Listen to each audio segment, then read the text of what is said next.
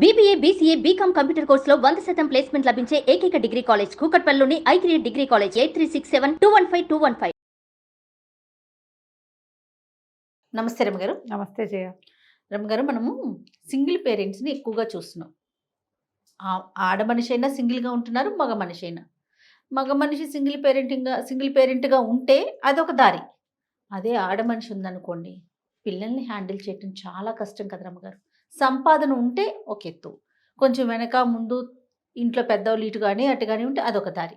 ఎవరు లేకుండా సొంతంగా తన కాళ్ళ మీద తనే నిలబడి పిల్లల్ని బతికించుకొని వాళ్ళని పెంచి పెద్ద చేయాలంటే వీళ్ళకేమో అతిగారాభం చేయాల్సిన పరిస్థితి. ఎందుకంటే నేను సింగిల్ పేరెంట్ని కదా, పిల్లలకి ఎవరూ లేరు, అమ్మో అమ్మో ఆ లోటు కనిపించకూడదని కోరుకుంటూ ఉంటారు.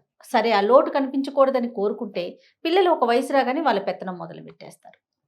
చాలా క్రాంకీగా కూడా సింగిల్ పేరెంట్ కిడ్స్ ఉంటారు అనేది మనం ఒక సర్వేలో కూడా చూసాం రమగారు. ఇప్పుడు ఇది వరకు కూడా తల్లులు సింగిల్ పేరెంట్ గా ఉండే కిడ్స్ ని మనం కోకొల్లలుగా చూసేవాళ్ళం జయ. అవును, స్త్రీలకి పునర్వివాహం లేదు కదా.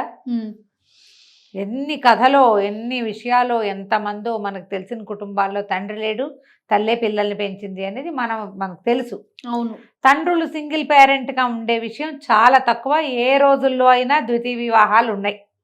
ఇద్దరు భార్యలు పోతే మూడోసారి పెళ్లి చేసుకున్న వాళ్ళని కూడా చూసాం. ఇల్లు నడవాలి అంటారు. అవును, ఇల్లు నడవాలి, మగవాడు బయటకు వెళ్ళి చక్కబెట్టుకుంటాడు, ఇల్లు చక్కబెట్టేందుకు ఆయన బయట సమర్థించుకుంటాడు, ఇల్లు చక్కబెట్టేందుకు ఆడ మనిషి కావాలి, పిల్లల్ని సముదాయించాలి, ఇల్లు వాకిలి నడపాలి, పూజాపాఠం నడవాలి, ఇంట్లో యజ్ఞం హోమం వాటికి పెళ్ళం కావాలి, పిల్లలు పెళ్ళిళ్ళు చేయాలంటే పక్కన కూర్చోవడానికి. ఆడాళ్ళకి ఆ అవకాశం ఇది వరకు ఎప్పుడూ లేదు. ఇప్పుడు ద్వితీయ వివాహాలకు అవకాశం లభించింది. అవును, లభించింది. ఇప్పుడు పెళ్లి చేసుకుంటున్నారు చాలామంది. ఇప్పుడు ఒక 50 ఏళ్ళుగా లేదు, ఒక 30 ఏళ్ళు 20 ఏళ్ళ నుంచి మనం అక్కడక్కడ సెకండ్ మ్యారేజ్ చేసుకున్న వాళ్ళని కొంచెం లేడీస్ కూడా చూస్తున్నాం. ఇప్పుడు సింగిల్ పేరెంట్గా ఉండేవాళ్ళు అంటే వీళ్ళకి అలాగే పిల్లల్నే పట్టుకుని ఇంకా ఏ ప్రయత్నము చేయకుండా ఉన్నవాళ్ళు ఈ కాలంలో కొంచెం తక్కువే. అవును, తక్కువే అని చెప్పాలి మనం. ఏదైనా డివోర్స్ తీసుకున్న వాళ్ళు, హస్బెండ్ చిన్న ఏజ్లోనే చనిపోయిన వాళ్ళు అయితే, పిల్లలు మరీ చిన్న పిల్లలుగా ఉన్న వాళ్ళని సాధారణంగా వదిలిపెట్టకుండా వాళ్ళకి ఇంకో పెళ్లి చేయడానికే చుట్టుపక్కల అందరూ చూస్తున్నారు. కొంచెం 40స్కి వచ్చాక పిల్లలు కొంచెం ఒక మాదిరిగా ఎదిగాక భర్తలు చనిపోవటమో లేకపోతే డివోర్సే అవ్వటమో అయితే రేర్గా తక్కువగా పెళ్ళిళ్ళు చేసుకోకుండా ఉండిపోతున్నారు. వీళ్ళ విషయాల్లోకి ఎట్లా అవుతుందంటే జయ, అమ్మా నాన్న ఇద్దరి ప్రేమ, ఇద్దరి కేరు, ఇద్దరి కన్సర్న్ ఒకళ్ళే చేయాల్సి వస్తుంది. దాంతో ఏమవుతుంది, సపోర్ట్ చేయలేకపోతారు. పిల్లలకి తల్లి అంటే జాలి ఆపేక్షతో పాటు ఒక చులకన కూడా ఉంటుంది. జాలి ఆపేక్ష ఉంటాయి. అయ్యో పాపం మా అమ్మ కష్టపడుతోంది అనిపిస్తుంది. ఈవిడి సరిగ్గా ఉంటే మా నాన్న ఎందుకు చేసేవాడు అలాంటి భావాలు వస్తాయి. ఏ చుట్టాలకో పక్కాలేడుకో పంపించారనుకో, మీ నాన్నతో కలిసి ఉంటే పోయేది, దీన్ని కష్టపడుతోంది అంటే మా నాన్న తప్పు కాదు అమ్మదే తప్పు అనే ఫీలింగ్లోకి వస్తారు. ఎందుకు అడ్జస్ట్ అవ్వచ్చుగా అట్లా కూడా ఆలోచిస్తారు. నా కోసం చూడలేదు, నా కోసం ఆలోచించకుండా సెల్ఫిష్గా ఆలోచించింది మా అమ్మ అనిపిస్తుంది. దాంతో తల్లుల మీద పగ సాధింపు లక్షణాలు వస్తాయి పిల్లల్లో. అవి ఇప్పుడు ఎక్కువ చూస్తున్నాం జయ. నీ వల్లే మేము మా గ్రాండ్ పేరెంట్స్ని పోగొట్టుకున్నాం, నీ వల్లే మాకు మా ఫాదర్ లవ్ పోయింది, నీ వల్లే మాకు కజిన్స్ లేకుండా పోయారు. అమ్మ కావాలి బడికి, వాళ్ళకి అమ్మ కావాలి, అమ్మ డబ్బులు కావాలి, అమ్మ చేసే సేవ కావాలి, అమ్మ కన్సర్న్ అన్నీ కావాలి వాళ్ళకి. కానీ తిరిగి అనడానికి మాత్రం వెనక్కి తీయట్లేదు జయ. ఈ కాలపు లక్షణం ఇది. ప్రతి వాళ్ళకి సలహాలు చెప్తారు. ఇది వెరీ కామన్. ప్రతి వాళ్ళు జడ్జిమెంటల్గానే ఉంటారు. అందరికీ సలహాలు చెప్పడం ఎందుకు చెప్పు. అవును, ఈ లెక్కలో ఏమవుతుంది, ఈ పిల్లలకి తల్లి మీద ఒక రకమైన కోపము, ఒక చులకన భావము ఇవి ఏర్పడతాయి. ఎప్పుడైతే వీళ్ళు తమ మీద కోపంగా తిరుగుబాటుతనంగా ఉంటున్నారో, కొంచెం పెత్తనం వాళ్ళ చేతిలో పెడితే వాళ్ళు సాటిస్ఫై అవుతారని తల్లులు కొంచెం వదిలేస్తారు. గారాబం ఎలాగో ఉంది, మన్మాని కోసం వదులుతారు. వదిలేసరికి పిల్లలు ఏకమేకైపోతారు. నేను నా ఫ్రెండ్నే ఒకరిని చూశాను ఇట్లా. పిల్లకి తమ సింగిల్గా ఉంటాం, తండ్రి లేకపోవడం ఏదో చిన్నతనం అని దాని భావన. వాళ్ళందరికీ ఇద్దరున్నారు, అమ్మ నాన్న ఉన్నారు, నాకు ఒకతే ఉంది అని అనిపించేది. కాల్చుకు తినేసేది తల్లిని. ఏదో డిప్రెషను, ఎన్ని రకాల కోర్సులు నేర్పించారో, ఎన్ని రకాల ఆటలు వచ్చో, ఎంత చక్కగా ఉండేదో. ఏ హెయిర్ స్టైల్ అంటే ఆ హెయిర్ స్టైల్, తబారెడ్డి జడ పిల్లది సగానికి కత్తిరించేసుకుంది. ఆ ఏజ్లో 15-16 ఏళ్ల పిల్లలు తల్లుల మాట వినకుండా ఉండరు. పిల్ల ఏంటంటే మా నాన్న ఉంటే అని అన్నిటికీ మా నాన్న ఉంటే అంటుండేది ట్యాగు. నేను దగ్గర నుంచి చూశాను. పాపం ఆ తల్లికి ఏం చేయాలో తండ్రి మంచివాడు కాదు, ఇంకో దారి లేదు పాపం. ఏం చేస్తుంది ఏం చేస్తుంది? పిల్లకి తల్లి పట్ల కన్సర్ను జాలి కంటే ఎంతసేపు తన పట్లే కన్సర్ను, తన పట్లే జాలి. పిల్లలు మరి స్వార్థపరులుగా ఉంటారు.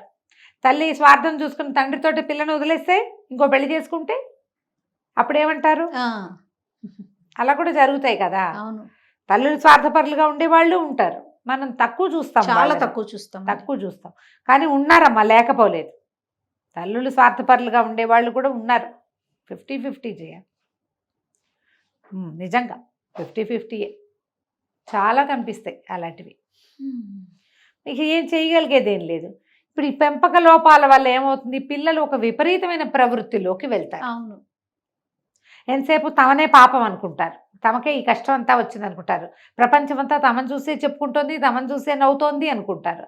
అక్కర్లేని అనవసరమైన ఒక డిప్రెషన్లోకి దిగుతారు. హాయిగా ఉండొచ్చు వాళ్ళు, కానీ హాయిగా ఉండరు. ఎవరేం మాట్లాడినా తమ గురించే మాట్లాడారు అనుకుంటారు.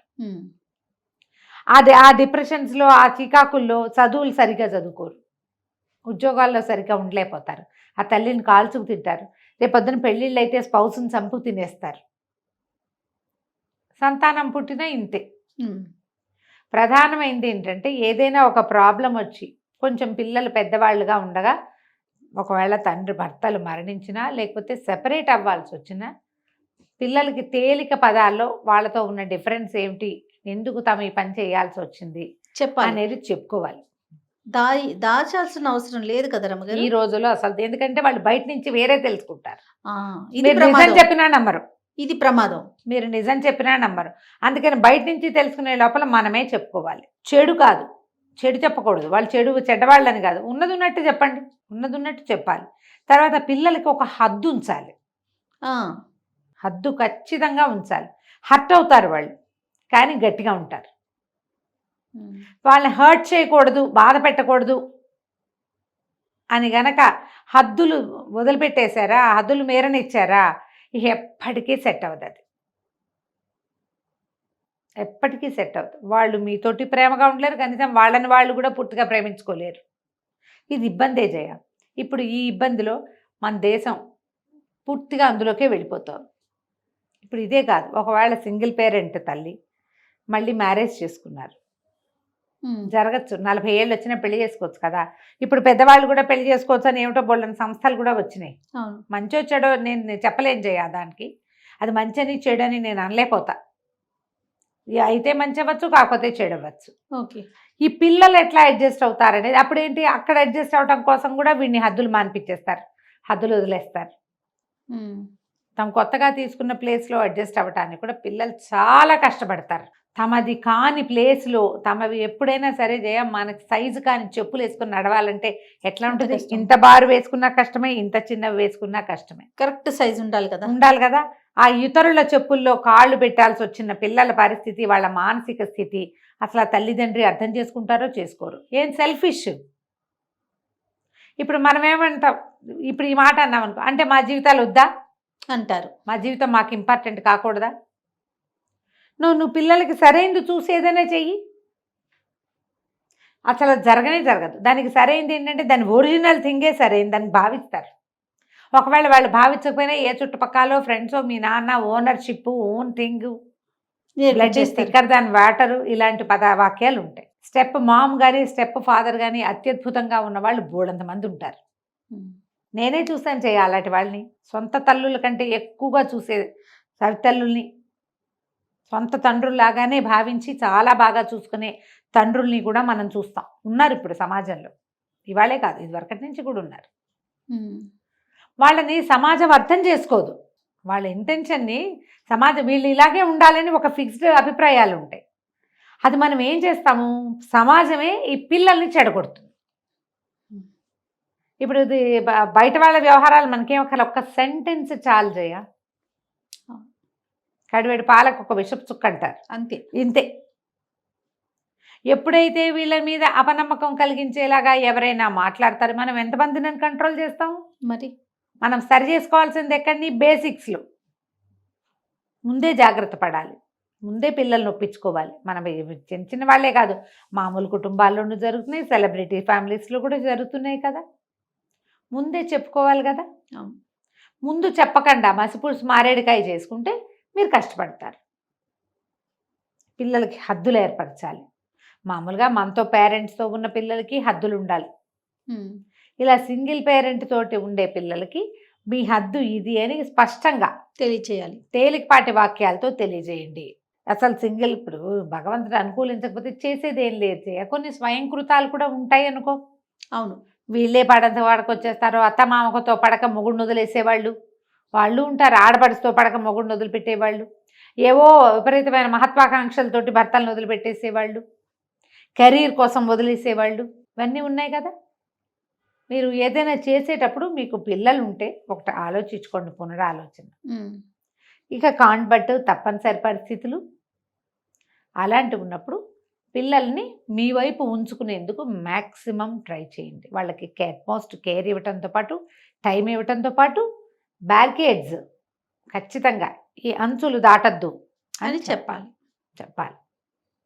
చెప్పుకుంటే ఏదైనా కుదురుతుంది. ఈ కాలంలో కొంచెం తక్కువే ఉంటున్నారని నాకు అనిపిస్తుంది. మరి చూద్దాం, అంతే. దీనికి స్పందన ఎలా ఉంటుందో చూడాలి.